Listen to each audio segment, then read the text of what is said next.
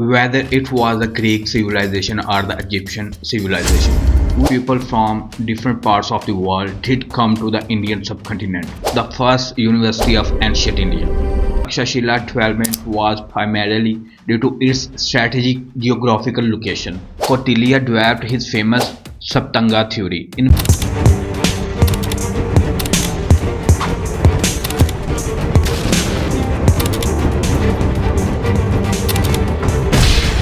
Hello, dear friends. I'm Muhammad Ali Khan. Aristotle famously said that man is a social animal. What he meant was that human beings are designed to live within groups, within communities, where they can grow, evolve, and truly excel. From the moment humans set foot on this earth, a continuous chain of exchange began. One person fulfilled the need of another, that person supported someone else, and this cycle kept expanding. When I say exchange, I don't mean only financial or economic transactions.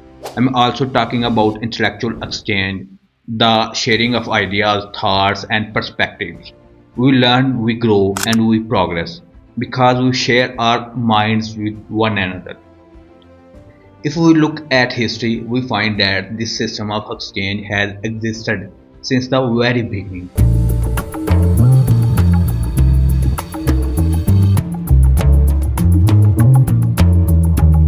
Even if we go back to the pre-Christ era, whether it was the Greek civilization or the Egyptian civilization, we see towering intellectual figures emerging from these societies. In the past, people would cross oceans, travel for months and even years, moving from one region, one culture, or one civilization to another just to quench their thirst for knowledge. Take Pakistan and India for example. Every year, an enormous number of students leave their home countries to pursue education abroad.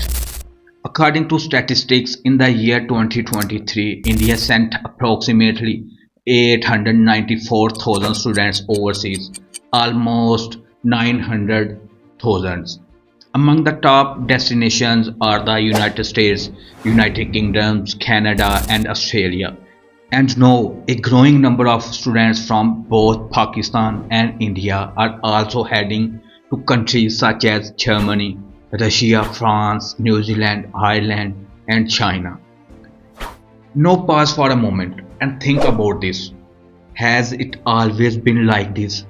That students from Pakistan and India travel abroad for higher education? Or is there another perspective? Could it be possible that people from other countries might come to Pakistan and India because of our own higher educational standards? Or perhaps did they ever come here in the past drawn by the richness of this region?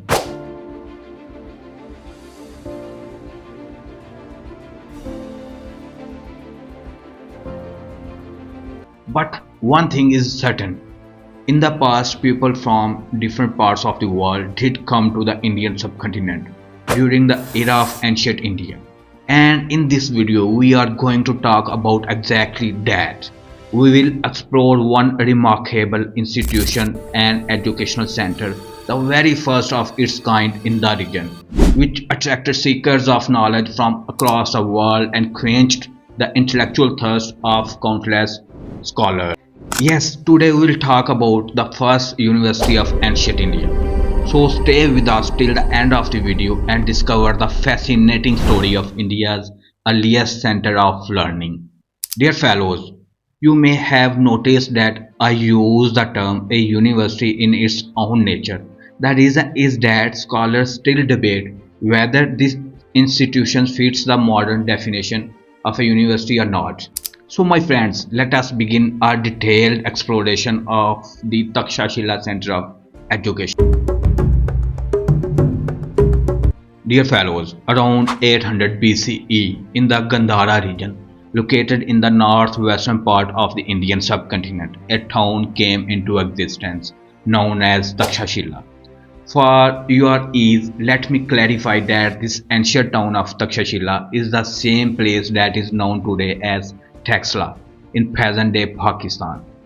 According to the Ramayana, the town was named after Taksha, the son of King Bharta. King Bharta is considered the founder of this settlement and he named it in the honor of his son.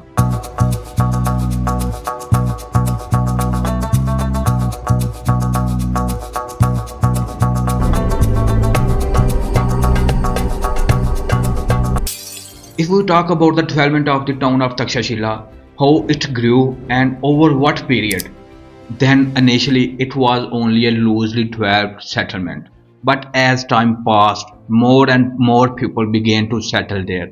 New buildings were constructed to accommodate them, and many educated and learned individuals started living, working, teaching, and learning in this town. With this increasing influx of people, Takshashila gradually moved towards organized development.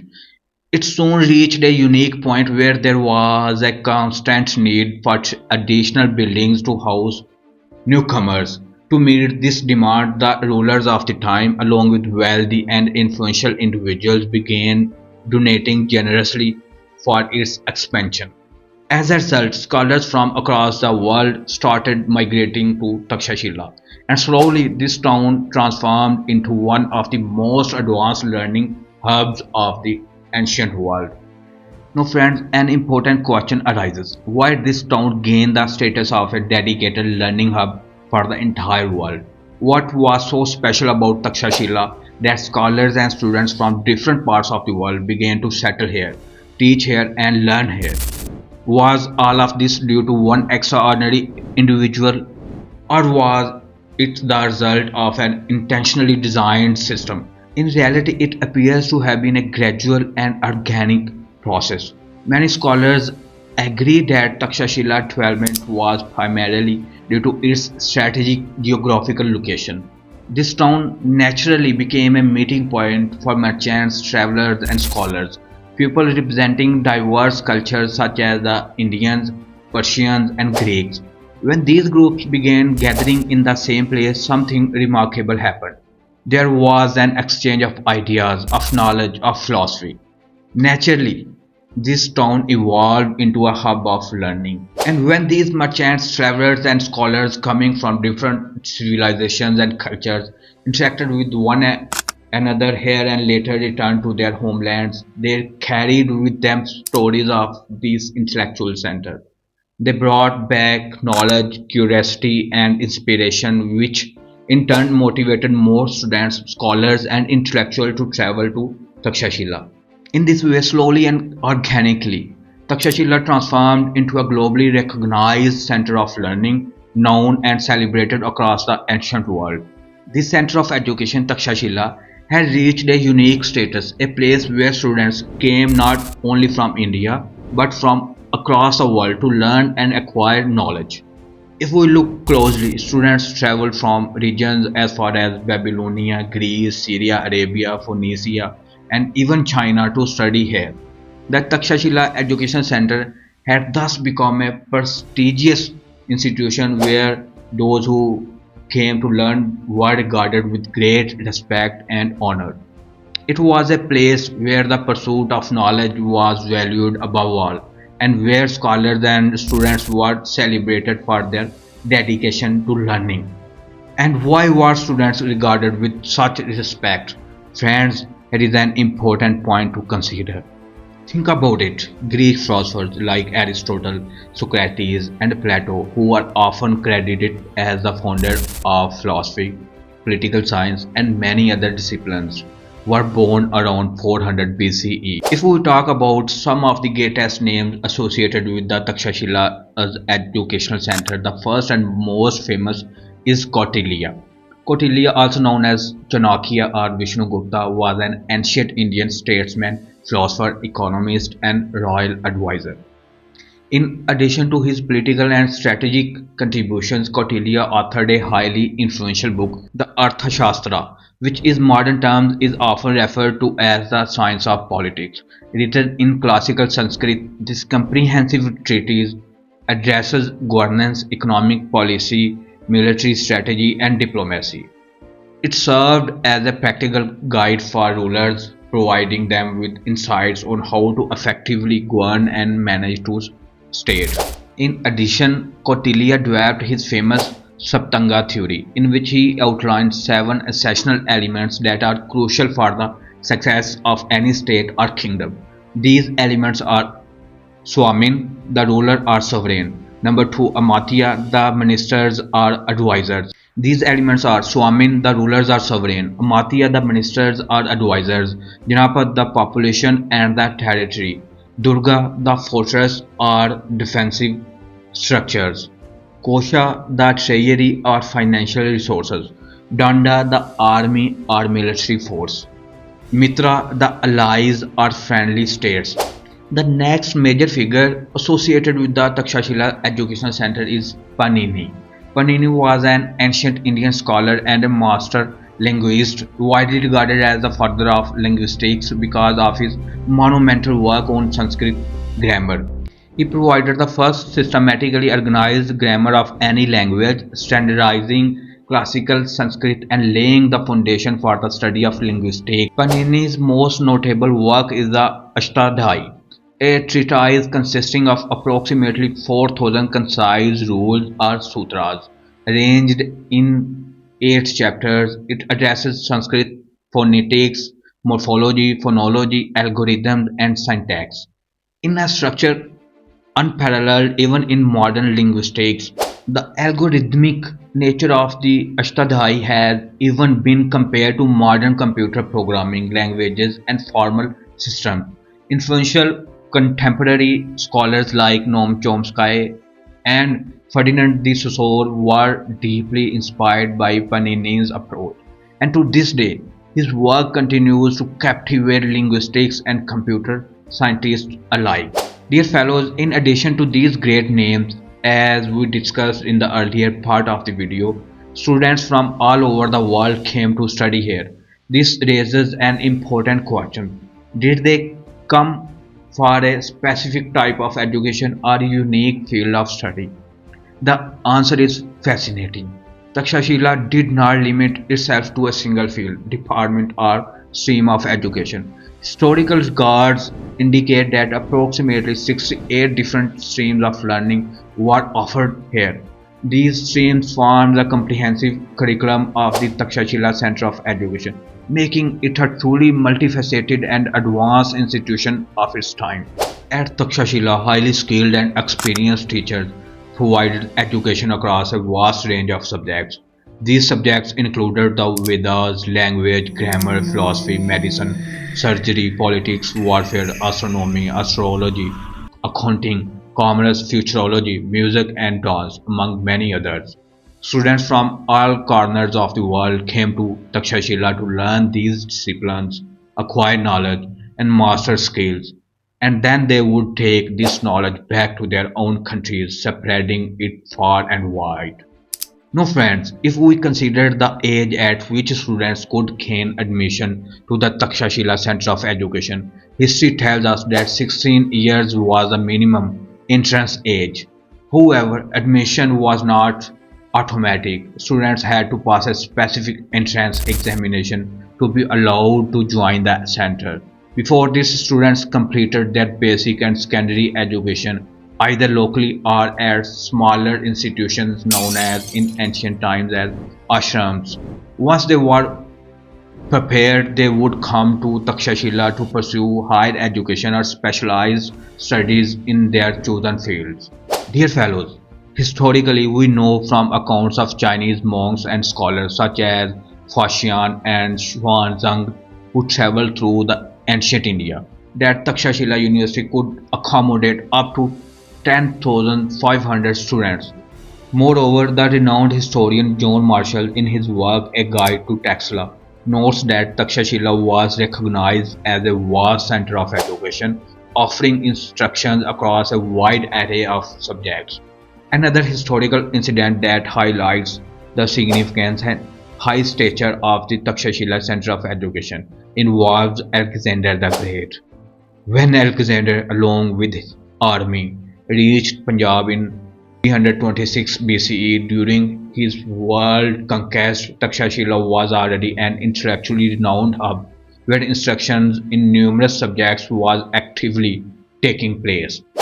At that time, King Ambi, the ruler of Takshashila, surrendered the city to Alexander. This led to interaction between Alexander's scholars and the local Takshashila scholars, initiating a mutual exchange of knowledge. As a result, Alexander decided to take some of these scholars back with him to Greece, ensuring that the peoples of Greece would not only become acquainted with Indian knowledge but also benefit from it. This remarkable episode demonstrates that nearly 2500 years ago, the University of Takshashila was already at such an advanced intellectual level that it impressed even great leaders like Alexander the Great. But here, dear fellows, an important question arises. If Alexander the Great did not damage the Takshashila center of education and in fact seemed impressed by its intellectual breadth, then how did an institution like Takshashila eventually cease to exist? What were the reasons behind its decline? And how did this beacon of knowledge ultimately fade away? Friends, as we discussed earlier, the primary reason for Takshashila's flourishing was its strategic location. It was situated on the northwestern frontier of ancient India, along major trade routes connecting the world's greatest civilizations. Ironically, this very location also became one of the main reasons for its destruction. The same routes that enabled trade were later used by foreign powers to invade India, and the region bore the brunt of these attacks. Over time, invasions by Persians, Greeks, Parthians, Kushans, and Shakas caused repeated damage to the area. Despite these attacks, the educational system somehow continued, though gradually weakening. However, the final blow came from the Huns, who invaded India around 450 CE. They destroyed the institutions, extinguishing the light of knowledge it had spread for centuries, and bringing an end to a center that had refined human intellect for generations. Now, as we raised at the beginning of this video, the question is, does Takshashila hold the status of a university in modern terms or not? Let us briefly examine this. From which perspective can we consider it a university, and which aspects does the Takshashila model fall short of the modern university standard? The first point that supports calling Takshashila a university is its diverse and advanced curriculum. Just as in modern universities, the University of Takshashila offered a wide range of subjects, each with its separate curriculum, and these subjects were taught according to the needs of the time. Advanced and contemporary knowledge of that era was systematically imparted to the students. The second point that grants it the status of a university is its global reach. As we discussed earlier, today students from Pakistan and India travel abroad for higher education. Similarly, students from all over the world came to study at the Takshashila Center, which affirmed its recognition as a proper university. Furthermore, the system at Takshashila was highly organized. Even 2500 years to 300 years ago, there was a structured admission process, a minimum interest age, and clear criteria for eligibility. Based on these foundations, many eminent scholars have acknowledged Takshashila as a true university and assert that in ancient India, Takshashila indeed held the status of a proper university. Dear fellows, now let us discuss the factors that lead some scholars to deny Takshashila the status of a university. The first claim is that there was no centralized infrastructure, unlike modern universities, where everything is organized within a single proper campus. Takshashila lacked such a centralized structure. Even later institutions such as Nalanda University or medieval European universities had well-defined centralized campuses which Takshashila did not. The second argument is that no formal degrees or examination were conducted. Unlike today's structured evaluation systems at Takshashila, a student had to demonstrate their knowledge and skills directly to their teacher. There was no standardized testing. The teacher personally assessed the student's mastery of the subject. The third significant argument is that there was no governing body responsible for designing the curriculum or overseeing the educational system.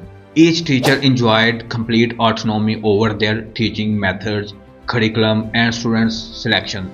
In contrast, modern universities have administrative or governing bodies that manage these aspects to maintain consistency and standards. If we share our point of view, dear fellows, consider this. Nearly 3000 years ago, a system existed where advanced education of that era was imparted. Education whose impact is still felt in this region today. So it hardly matters whether Takshashila fits the modern definition of a university or not. The ultimate goal of any university today is to enlighten its students with knowledge and equip them to contribute to the progress of the world. Takshashila was doing exactly that. The takeaway is clear. Whether or not it qualifies as a university in modern terms, Takshashila was an educational center that in many ways outperformed even today's universities. Dear fellows, I hope this video has given you a comprehensive understanding of Takshashila and its remarkable legacy. You can now appreciate that this region, ancient India, was a cradle of knowledge for thousands of years, illuminating the world with the light of learning.